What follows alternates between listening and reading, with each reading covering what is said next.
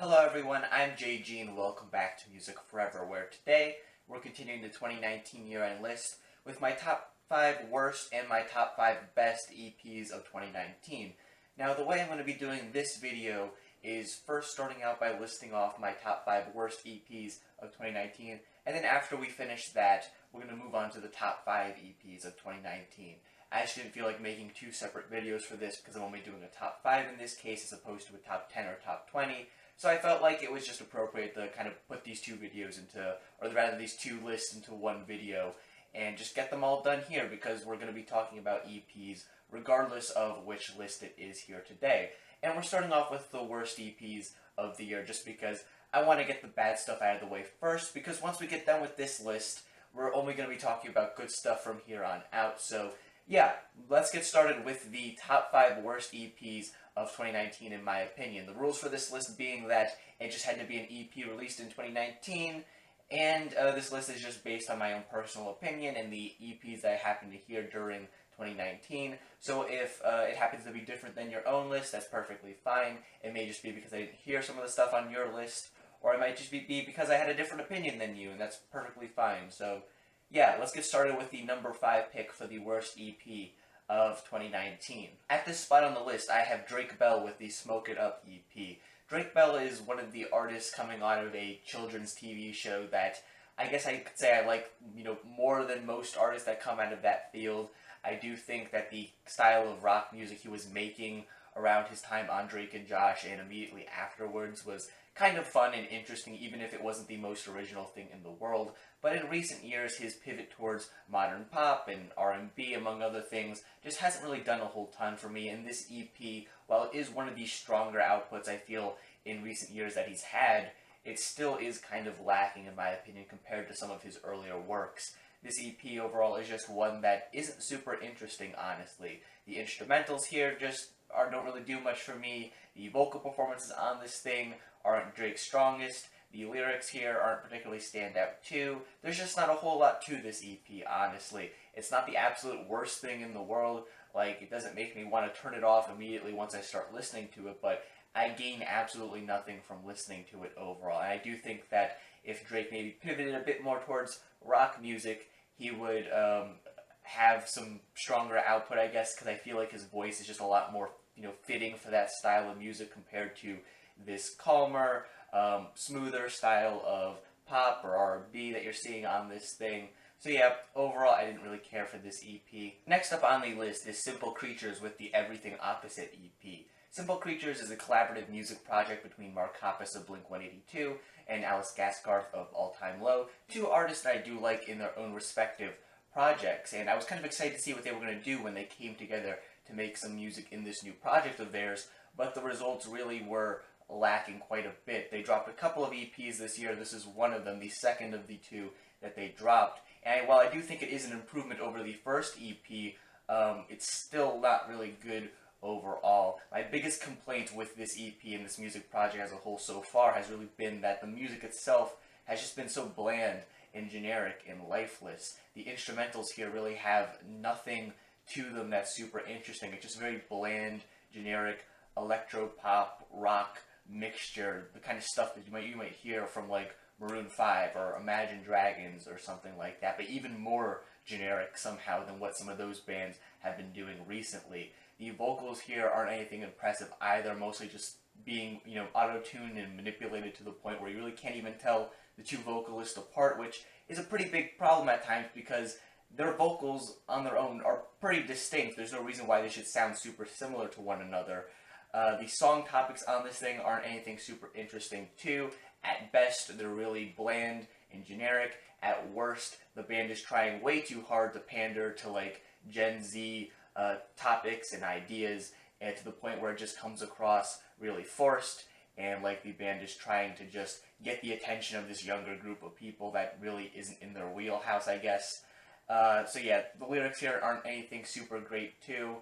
The only reason why this is probably the stronger of the two EPs they dropped this year is because some of the hooks on this thing are a little bit more memorable than some of the hooks on their first EP that they dropped, but that's not really saying much when it's pop music that you're talking about. I expect catchy hooks from pop music, and these guys have written much catchier and much more well-developed and interesting songs on their own in other music projects. So, this is just, how did they end up making something so bland, really, I guess is what I'm trying to say. How did two really talented individuals in their own music projects make something really dull and uninspired when they came together? The opposite should be the case, really, no pun intended, but yeah, this was just not an enjoyable EP for me. The next EP on my list is Future's Save Me EP, an attempt at Future to kind of take a step into the more emo trap stylings of music that just ends up being really uninteresting and boring. Honestly, a lot of these sounds on this thing aren't too different than some of the sounds that were present on the full-length album that he dropped earlier this year too, but in the case of this EP, they just feel even less developed and uninteresting, whereas on that album, at the very least, there was maybe an occasional hook or an occasional melody that was kind of interesting. On this project, there really isn't anything that's all too standout. The instrumentals here are kind of bland, even though at times they are trying to pull from a more emo-tinged sound. They just end up sounding like some of the blandest instrumentals that you could really get for this style of music. And Future's vocals over these tracks aren't particularly memorable too.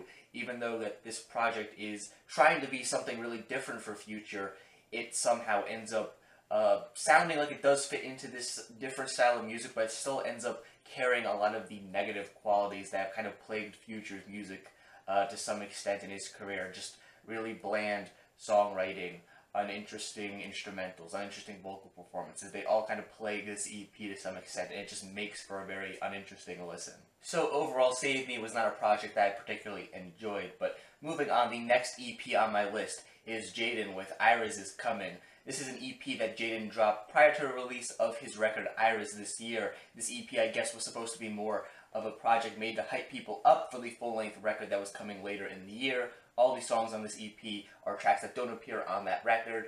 And overall, while I didn't really care for Iris, as you might have seen in my worst albums of the year list, I could at the very least say that it's a lot more interesting and well-developed than this EP, because this EP really does just fail on the core idea of getting me hyped up and excited to hear Iris, because these three tracks on this thing are some of the most boring and uninteresting that Jaden has put out to date, really. Nothing about these songs stands out as being excited or new or innovative, even just for Jaden himself, not even really talking about music as a whole.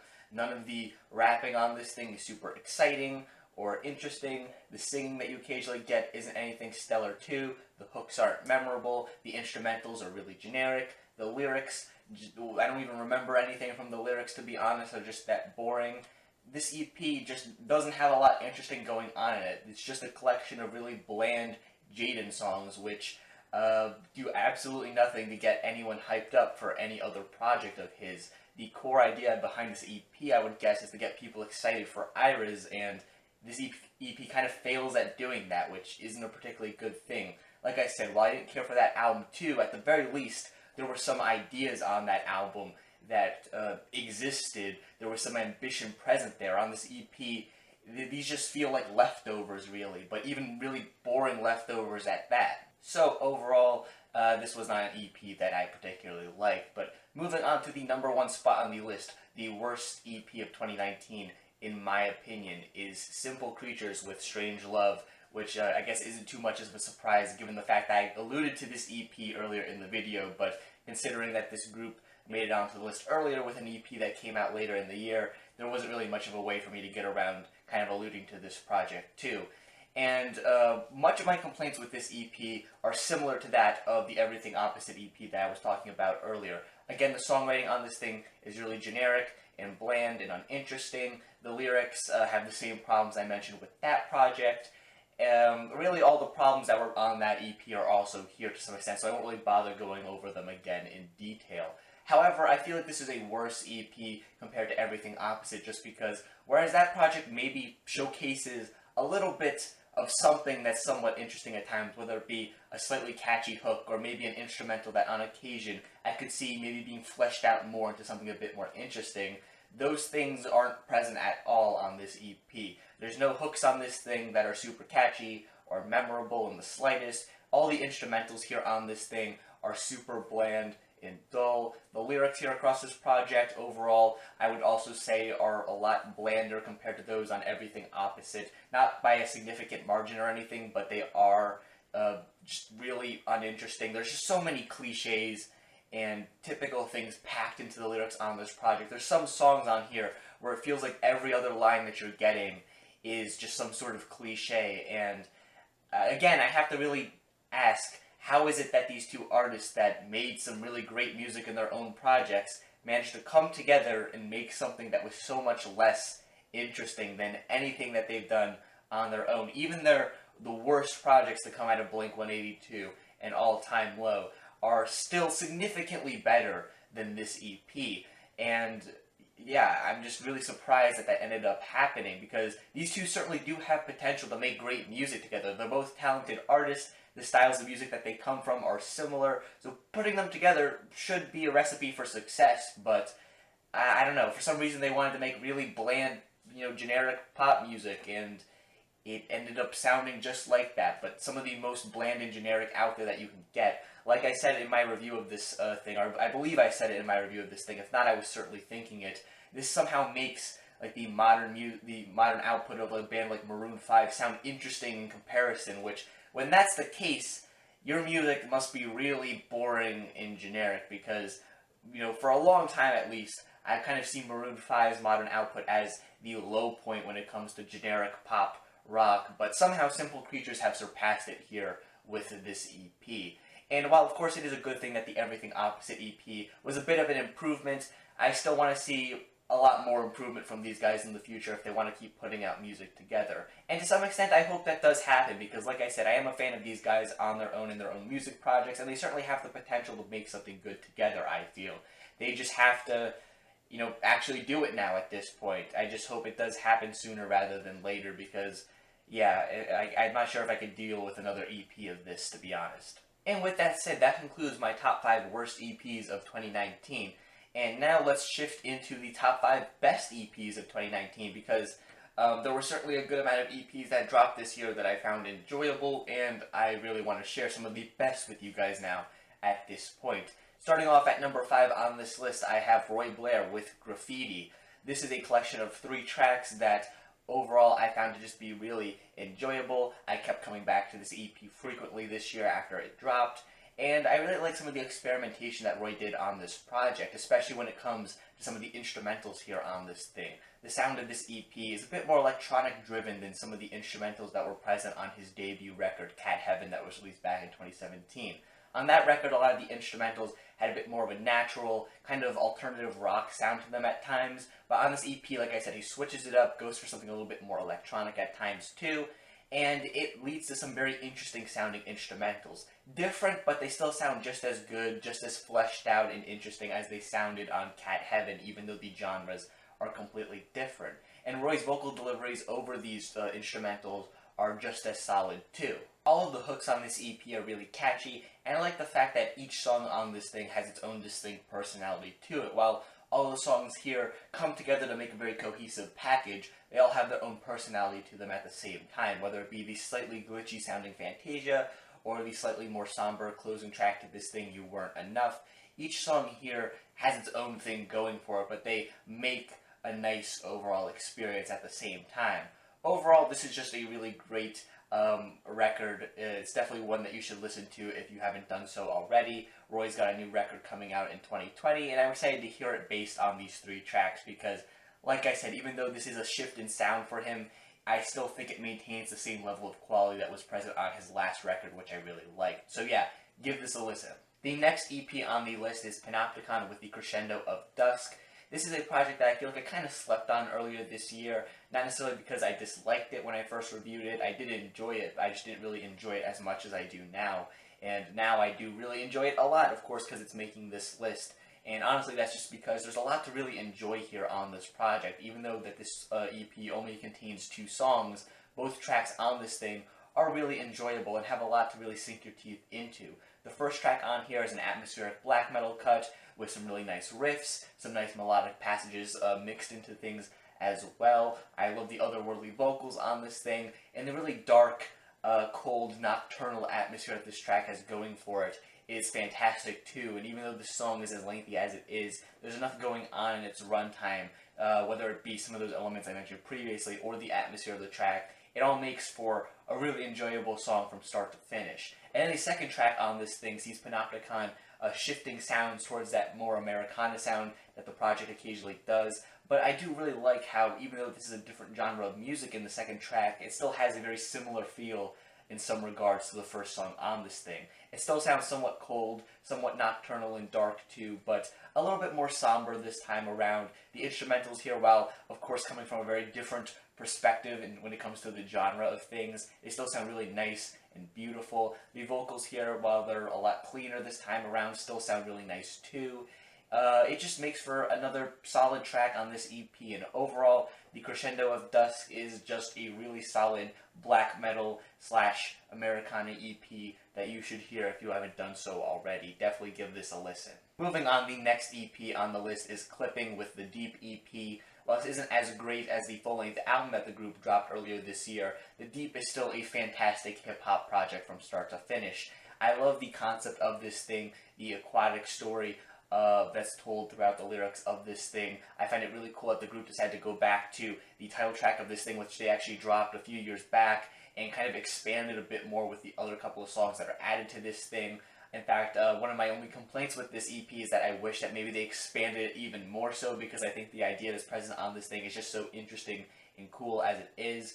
The lyrics here are fantastic. The beats on this thing are great too. They managed to maintain that very noisy, industrial sound that you would expect to hear from Clipping, but at the same time, I feel like they kind of have this aquatic feel to them that fits nicely with the theme of the EP, but at the same time also makes it very distinct sounding from anything that the group has done thus far. The flows on this project are great. On some of the songs here where the group decides to throw in some hooks, the hooks manage to be really catchy and memorable. Overall, this is just a really great Clipping project, and like I said, while it's not as good as the full-length album they dropped this year, for an EP, this is, there's not many complaints I really have with this thing. Like I said before, maybe my only complaint would really be to expand the concept out a bit more, because I think there's so much more potential in this thing, but that's probably one of the best complaints I could have, because it really just means the idea that's present on this EP is just so good and interesting. Definitely give this a listen if you haven't done so already, because when it comes to hip-hop EPs released this year, this is certainly one of the best out there. Really everything about this, from the flows, to the hooks, to the beats, to the concepts present in the lyrics here, they're all fantastic, and yeah, you need to hear this. Moving on though, the next EP on the list comes from Fully Involved. It's the Participation Trophies EP. This is a follow-up to last year's Insolence EP, which was my favorite EP of last year, and this is a really solid follow-up to that project. One thing I really appreciate about this thing is that sonically it moves in a very different direction than that EP. The Insolence EP was very aggressive and punky sounding. This thing, on the other hand, goes for a more calm alternative rock sound. It's a different style of music, but it still fits in very nicely with the core ideas and aesthetic of Fully Involved. All of the instrumentals on this project sound really nice. Mark's vocals on this thing sound really great too. There's some very memorable and catchy hooks spread out across this thing, which was something I really liked on the Insolence EP, and I'm happy that that is returned here, even though the sound of this thing is quite different. And I also really like the lyrics across this project too, and how each track on this thing takes a different approach to talking about the idea of doing nothing, really. I really like how this is a topic that's explored here on this thing, just because as a younger person, it's a topic that I could relate to personally, and not only that, but because each track on here takes a very unique and different approach to talking about this idea, to the point where it makes for a very tight, cohesive, but well put together concept EP. So overall, if you're looking for some nice alternative rock this year that maybe you might have missed, definitely give Participation Trophies a chance, because overall this is a fantastic EP. Moving on though to the #1 spot on the list, my favorite EP of 2019, which is Planet Booty's Guilty Pleasure. This overall is just a really fun collection of synth-funk tracks that you definitely need to give a listen to if you haven't done so already. This is just a super fun project from start to finish. Fun is really the best word I could use to describe this thing, really, because that just embodies this album. so perfectly. Planet Booty just had this very positive, upbeat feel to them, not only in the instrumentals of this thing, but also in the lyrics too. However, they never really get to the point where it starts to feel all too corny or anything like that. I feel like lots of artists that try to be super positive end up being just really corny, but that's not quite the case here for Planet Booty, unless it ends up being like a good kind of corny on occasion. And I just really like the fact that the group is able to pull that off for one thing, but everything else about this EP is just fantastic too. The instrumentals here are really funky, upbeat, and fun. The vocals on this thing are great too. So many catchy hooks spread out across this EP. Every song here is ridiculously catchy and will just get stuck in your head to some extent after listening to it because they're all just that memorable. Lyrically here on this thing, the group, like I said before, just has a very upbeat feel to their lyrics, but at the same time, they have quite a range of topics that they like to discuss too.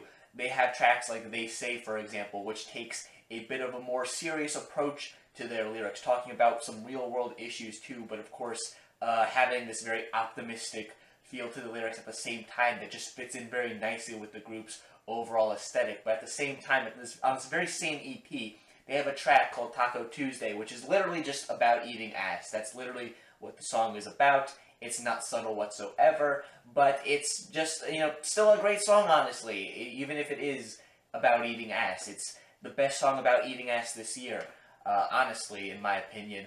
If I was going to make a list of the top 10 songs about eating ass, that would be number one.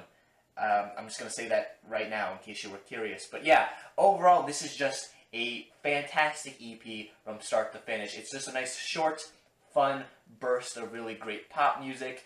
The instrumentals here are funky and delicious and earwormy. The hooks here are great. The song topics are well put together. Really, it's just a project that you need to hear if you haven't done so already, if you're interested in really fun, funky pop music. And with that said, that concludes my top 5 favorite EPs of 2019, and it also concludes this video now that we've talked about both the best and worst EPs of the year. So yeah, overall, thank you guys for watching. Everything here, again, is just my own personal opinion, so if you happen to disagree with any of my picks for either of these lists, that's perfectly fine.